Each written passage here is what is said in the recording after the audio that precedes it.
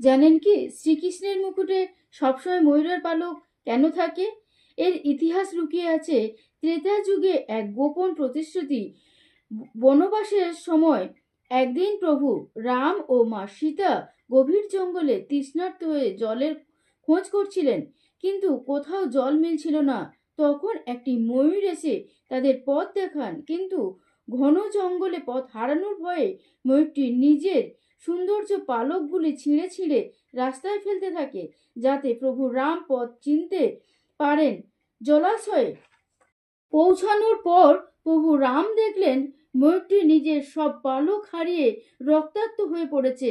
তার এই নিঃস্বার্থ ত্যাগ দেখে প্রভু রাম কথা দিয়েছিলেন, হে পক্ষীরাজ, এই জন্মে তুমি আমার জন্য নিজের সৌন্দর্য ত্যাগ করেছ।